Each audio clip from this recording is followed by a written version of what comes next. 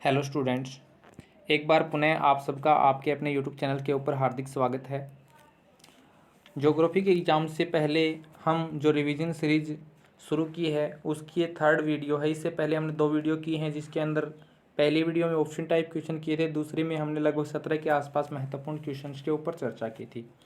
इससे आगे जो अंतिम बूस्टर डोज के रूप में आप ले सकते हैं एग्ज़ाम से पहले, और कुछ महत्वपूर्ण 10 से 12 क्वेश्चन हैं जिनके ऊपर आज हम चर्चा करेंगे।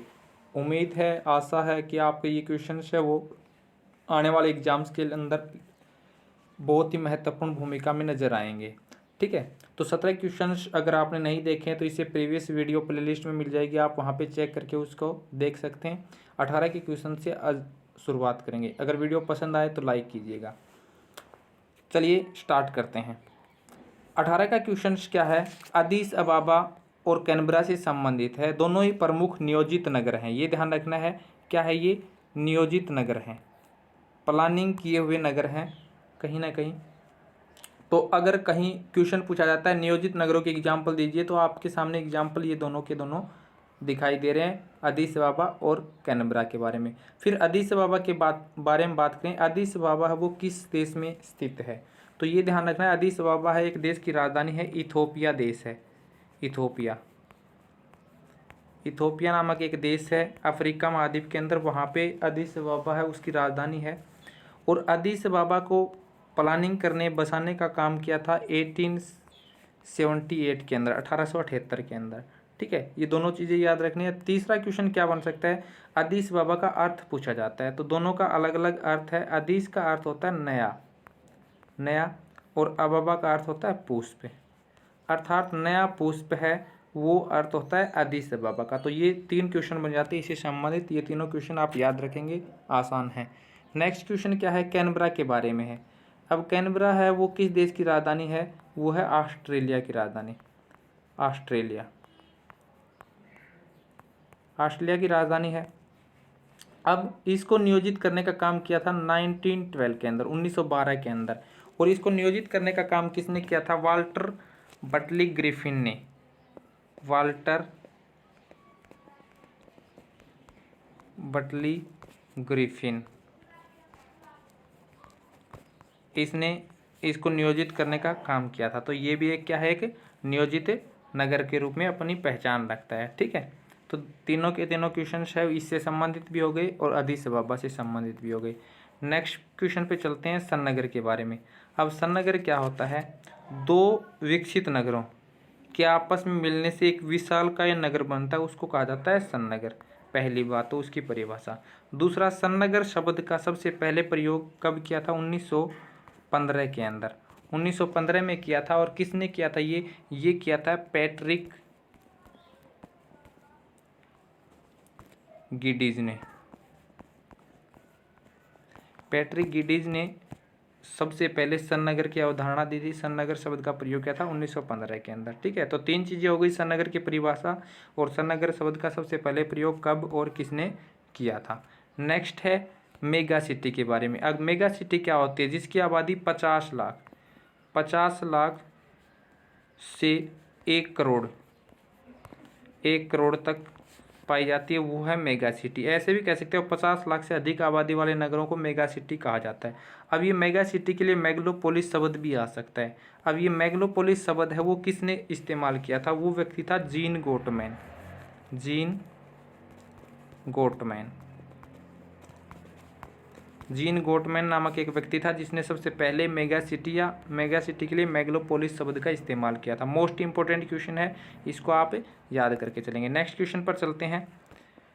अब यहाँ से 2-3 क्वेश्चन आ जाते हैं, जैसे नीरू मीरू है। अब नीरू मीरू योजना है वो कहाँ पर चलती है, किस राज्य में चलती है? वैसे इसका अर्थ क्या होता है? नीरू मतलब जल और मीरू मतलब आप और जल, इस प्रकार से। ये कहाँ पे चल रही है? ये आंध्र प्रदेश में जल को संरक्षण के लिए ये योजना चलाई गई है। दूसरी योजना है अरवानी पानी संसद। अब ये योजना कहाँ पे चलती है? राजस्थान के अंदर। राजस्थान में एक डिस्ट्रिक्ट है राजस्थान में, अलवर डिस्ट्रिक्ट के अंदर। ऐसे अलवर और ऐसे अरवानी पानी संसद, वहाँ पे भी कहीं ना कहीं पारिस्थितिक संतुलन को बनाए रखने के लिए और जल का संरक्षण करने के लिए ये योजना चलाई गई है। अब हरियाली योजना है, हरियाली योजना कौन चलाता है? केंद्र सरकार है, केंद्र सरकार द्वारा चलाई गई एक योजना है, हरियाली योजना है वो, ठीक है। इसके अलावा नेक्स्ट जो है सुखो मांजरी। अब सुखो मांजरी जो है वो कहाँ पर पड़ता है? हरियाणा के अंदर अंबाला डिस्ट्रिक्ट है, अंबाला वहाँ पे पड़ता है। वहाँ पे भी कहीं ना कहीं सुखला झील है जो अंबाला के अंदर या चंडीगढ़ के अंदर, उस झील के अंदर गाद को निकालने और जल का संरक्षण करने के लिए यहाँ पे भी एक योजना चलाएगी। इसके अलावा जो बचता है वो क्या है? रालेगन सिद्धि कहाँ पे पड़ता है? महाराष्ट्र के अंदर, महाराष्ट्र में। कहीं ना कहीं यहाँ पर्यावरण के संरक्षण के लिए, जल संरक्षण के लिए या बांध योजना बनाने के लिए, हरियाली को लाने के लिए योजनाएं चलाई गई थी। तो ये योजनाएं सभी के सभी आप याद रखेंगे। नीरू मीरू भी है अरवानी पानी संसद राजस्थान में, नीरू वीर आंध्र प्रदेश में, हरियाली केंद्र सरकार की, सुखो मांजरी हरियाणा के अंदर अंबाला में, और रालेगन सिद्धि कहाँ पे है? महाराष्ट्र के अंदर पड़ता है। नेक्स्ट जो क्वेश्चन है उस पर चलते हैं। केरल के अंदर मोनोजाइट रेत के अंदर कौन सा खनिज पाया जाता है? ठीक है, तो आप ये ध्यान रखेंगे। इस खनिज पर आने से पहले हम चलें, दो खनिज होते हैं किसके लिए? परमाणु ऊर्जा, परमाणु ऊर्जा। परमाणु ऊर्जा है वो दो खनिजों से प्राप्त की जाती है। वो दो खनिज कौन से होते हैं? एक तो होता है यूरेनियम, यूरेनियम, और एक होता है थोरियम, ठीक है। ये दो खनिज होते हैं। अब मोनोजाइट रेत जो है केरल के अंदर, वहाँ पे क्या पाया जाता है? वहाँ पे थोरियम पाया जाता है, ठीक है। ये ध्यान रखना है। केरल की मोनोजाइट रेत में क्या पाया जाता है? थोरियम पाया जाता है, जो नाभिकीय ऊर्जा के लिए महत्वपूर्ण खनिज है। वैसे यूरेनियम के भंडार भारत में सीमित हैं, और भारत में झारखंड के अंदर जादूगोड़ा की और सिंह भूमि की खानें हैं, वहाँ पे यूरेनियम के भंडार पाए जाते हैं। तो आपको ये केरल के अंदर मोनोजाइट रेत वाला क्वेश्चन है वो याद रखना है। वहाँ पे कौन सा खनिज पाया जाता है? थोरियम पाया जाता है। नेक्स्ट क्वेश्चन पर चलते हैं। सर्वोत्तम किस्म का लोहा कौन सा होता है और कोयला कौन सा होता है? दो क्वेश्चन हो जाते हैं इसमें। सबसे पहले लोहे की बात करें तो वो होता है मैग्नेटाइट, मैग्नेटाइट, मैग्नेटाइट सर्वोत्तम किस्म का होता है। सबसे घटिया किस्म का कौन सा होता है? सीडेराइट, सीडेराइट है वो सबसे घटिया किस्म का लोहा होता है। सबसे बेस्ट किस्म का कोयला कौन सा होता है? वो होता है एंथ्रेसाइट, एंथ्रेसाइट, ठीक है। और सबसे घटिया किस्म का कौन सा होता है? पिट कोयला होता है वो सबसे घटिया किस्म का। तो इनसे संबंधित दो दो क्वेश्चन हैं वो हो जाते हैं, मैग्नेटाइट, एंथ्रेसाइट, सीडेराइट और पिट कोयला है वो, ठीक है। नेक्स्ट क्वेश्चन के ऊपर चलते हैं। भूरा हीरा किसे कहा जाता है? तो कोयले का एक टाइप्स होता है लिग्नाइट, लिग्नाइट, ठीक है, इसको कहा जाता है भूरा हीरा। एक है जैक मिनरल्स, किसे कहा जाता है? जैक मिनरल कहा जाता है मैग्नीज को, मैग्नीज। मैग्नीज के अंदर बहुत सारे गुण पाए जाते हैं, बहुत सारी विशेषताएं पाई जाती है। इस कारण से बहुगुणी, बहुआयामी होने के कारण इसको क्या कहा जाता है? जैक मिनरल्स कहा जाता है। नेक्स्ट क्वेश्चन के ऊपर चलते हैं। कोडरमा की खान किसके लिए प्रसिद्ध है? ठीक है, अब कोडरमा मंडी के रूप में भी हो सकता है। कोडरमा मंडी किसके लिए प्रसिद्ध है? तो आप ध्यान रखेंगे, अबरख की मंडी जो है एशिया में प्रसिद्ध है, अबरख की मंडी के रूप में कोडरमा जो है वो, ठीक है। नेक्स्ट क्वेश्चन है, भारत में प्रमुख कोयला क्षेत्र, भारत के प्रमुख कोयला क्षेत्र, दो प्रमुख कोयला क्षेत्र हैं। एक तो है गोंडवाना निक्षेप, गोंडवाना क्षेत्र, और एक है टर्सरी, टर्सरी जो कोयला क्षेत्र है वो। अब ये भी पूछा जाता है भारत का सबसे प्राचीन कोयला क्षेत्र कौन सा है? तो वो है गोंडवाना निक्षेप, और नवीन कोयला क्षेत्र है वो टर्सरी निक्षेप। भारत में सर्वाधिक कोयला है वो यहाँ से प्राप्त किया जाता है, गोंडवाना कोयला क्षेत्र से, ठीक है। नेक्स्ट क्वेश्चन के ऊपर चलते हैं। भारत का सबसे प्राचीन पेट्रोलियम क्षेत्र है वो कौन सा है? देखो, भारत ऐसी स्थिति देखेंगे हम तो यहाँ असम के अंदर, असम के अंदर एक जगह है डिगबोई, डिगबोई, ये भारत का सबसे प्राचीन पेट्रोलियम क्षेत्र के रूप में पहचाना जाता है। इसके अलावा भारत में सबसे ज़्यादा पेट्रोलियम की बात करेंगे तो वो कहाँ पे मिलता है? यहाँ पे अरब सागर के अंदर बॉम्बे हाई नामक स्थान है, वहाँ पे सबसे ज़्यादा पेट्रोलियम का उत्पादन है वो किया जाता है, ठीक है। नेक्स्ट क्वेश्चन के ऊपर चलते हैं। परमाणु ऊर्जा आयोग की स्थापना कब की गई थी? ठीक है, और भारत में परमाणु ऊर्जा का जनक किसे कहा जाता है? सबसे पहले परमाणु ऊर्जा आयोग की स्थापना की गई थी आज़ादी के 1 वर्ष के पश्चात 1948 के अंदर, ठीक है। और परमाणु ऊर्जा का जनक किसे कहा जाता है? डॉक्टर होमी जहांगीर भाभा को कहा जाता है, ठीक है। डॉक्टर होमी जहांगीर भाभा को परमाणु ऊर्जा का भारत में जनक कहा जाता है। और परमाणु ऊर्जा के आयोग की स्थापना कब की गई थी? 1948 के अंदर।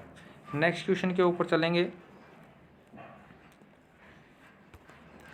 देश में प्रथम परमाणु ऊर्जा केंद्र कौन सा था? प्रथम परमाणु ऊर्जा केंद्र कौन सा स्थापित किया गया था? तो ये आपको ध्यान रखना है, महत्वपूर्ण क्वेश्चन है। महाराष्ट्र के अंदर एक जगह है तारापुर नामक जगह के ऊपर, कहाँ पे पड़ता है? महाराष्ट्र के अंदर। भारत का पहला परमाणु ऊर्जा केंद्र यहाँ पे स्थापित किया गया था। नेक्स्ट क्वेश्चन पर चलते हैं। यहाँ तक हो गए थे, लगभग 2 के आसपास क्वेश्चन और बचते हैं। देखो, परमाणु ऊर्जा केंद्र एक तो महाराष्ट्र के अंदर हो गया, इसके अलावा 5 और परमाणु ऊर्जा केंद्र है, वो भी आप याद करके चलेंगे। अब वो कौन कौन से हैं? जैसे नरोरा की बात की जाती है, नरोरा। अब नरोरा कहाँ पे है? यूपी के अंदर। एक है रावत भाटा कहाँ पे है? राजस्थान के अंदर, ठीक है। एक है काकरपारा कहाँ है? गुजरात के अंदर, ठीक है। ये ध्यान रखना है। इसके अलावा एक है केग्गा के नाम से, केग्गा कहाँ पे पड़ता है? कर्नाटक में, कर्नाटक के अंदर पड़ता है। इसके अलावा एक है कलपक्कम कहाँ है? तमिलनाडु के अंदर, ठीक है। ये ध्यान रखने कुछ महत्वपूर्ण परमाणु ऊर्जा केंद्र के रूप में इनकी पहचान है। लगभग 6 परमाणु ऊर्जा केंद्र हैं जो भारत में प्रमुख परमाणु ऊर्जा केंद्र के रूप में स्थापित किए गए हैं। नेक्स्ट क्वेश्चन के ऊपर चलें। देश में भूतापीय ऊर्जा का सबसे बड़ा केंद्र कहाँ पे है? सबसे ज़्यादा भूतापीय ऊर्जा उत्पादन कहाँ पे किया जाता है? तो हिमाचल प्रदेश के अंदर। हिमाचल प्रदेश में एक जगह है मणिकर्ण नामक जगह है। इसके अलावा एक है तपोवन कहाँ पे है? यूपी के अंदर, वहाँ पे भी है, लेकिन सबसे ज़्यादा उत्पादन है मणिकर्ण, हिमाचल के अंदर उत्पादन है वो किया जाता है, ठीक है। नेक्स्ट और अंतिम क्वेश्चन है भरमौर जनजाति क्षेत्र। ये भी इम्पोर्टेंट है, किस राज्य में पड़ता है? तो ये पड़ता है हिमाचल प्रदेश के अंदर। हिमाचल प्रदेश में भरमौर जनजातीय क्षेत्र है, जहाँ जनजातीय कार्यक्रम की शुरुआत की गई थी। एक पिछड़ा इलाका था जहाँ पे प्लानिंग के माध्यम से वहाँ पिछड़ेपन को दूर किया गया, गरीबी को, साक्षरता में वृद्धि की गई थी, उसके लिए कुछ प्लानिंग की गई थी, ठीक है। तो ये कुछ महत्वपूर्ण क्वेश्चंस थे जो हमने आज किए। लगभग 10 से 12 क्वेश्चंस थे। उम्मीद ही नहीं, आशा भी है कि कल आने वाले एग्जाम्स के अंदर जो ज्योग्राफी का एग्जाम होगा उसमें आप सभी के लिए महत्वपूर्ण होंगे। यहाँ से आपको कुछ ना कुछ फ़ायदा मिलेगा। अगर वीडियो अच्छी लगी हो तो लाइक कीजिएगा, सब्सक्राइब कीजिएगा चैनल्स को, जितने आपके साथी हैं उनके साथ शेयर कीजिएगा। सभी स्टूडेंट्स को एग्ज़ाम्स के लिए अग्रिम शुभकामनाएं। Best of luck.